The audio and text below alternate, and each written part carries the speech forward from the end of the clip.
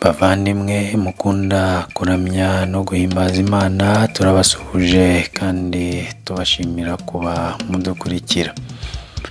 Ikiganiro cy'uyu munsi kiragaruka ku muhanzi Hana Mapepeta uzwi cyane ku ndirimbo yo guhimbaza no kuramya Imana yakunzwe hirya no hino kugera no mu Rwanda.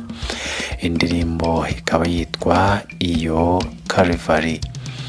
Nubwo yumvikanamo amwe mu magambo y'Icyongereza, ariko yahimbwe mu rurimi rwitwa Southern Soto rukoreshwa mu bihugu bibarizwa mu gice cy'Afurika y'Amajyepfo. Akaba azwi cyane mu mazina ya Hana Chikosi.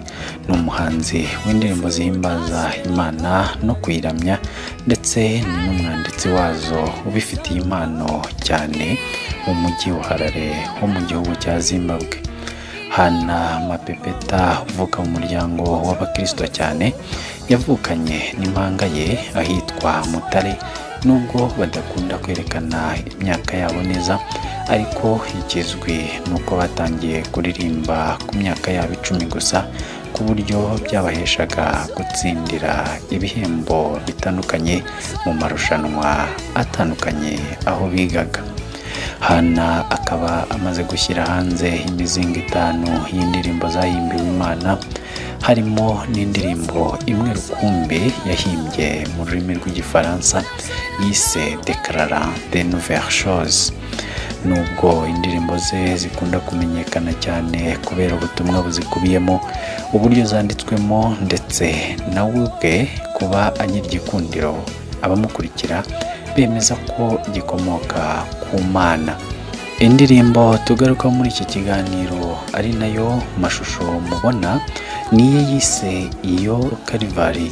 Yamenyekanye cyane kuko abaririmbyi benshi bayisubiyemo, yaba mu rurimi uyu muhanzi yayanditsemo no mu zindi ndimi, cyane cyane mu hirya no hino mu nsengero no mu bitaramo bitandukanye byagiye bibera muri Afurika ndetse no hanze yayo.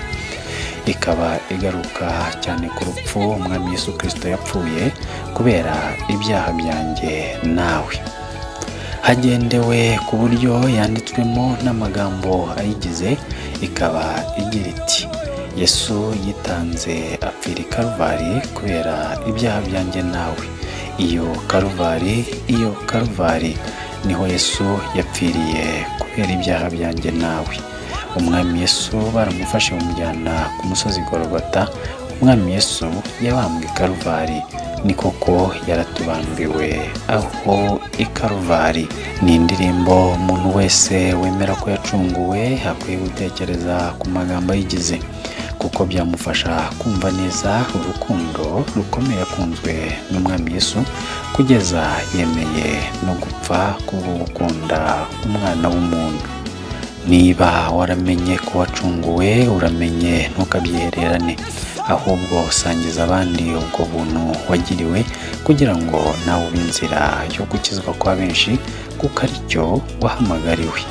Umuhanzi twagarutseho muri iki kiganiro kigufi, we akoresha impano y'ubuhanzi buri muri we. Ese wowe ni iyihe mpano ufite? Uyikoresha se wamamaza ubutumwa bwiza? Ubitekerezeho. Mu gusoza iki kiganiro kigufi, munyemerere mbashimire ko mukomeje kubana natwe, kandi n'ubundi mujye mukomeza kudusura no kudukurikira, kuko bidutera imbaraga zo gukomeza gukora uyu murimo dufatanije. Ubuntu n'umunezero biva ku Mana bikomeze bibe muri mwe. Ndabashimiye, mugire amahoro y'Imana.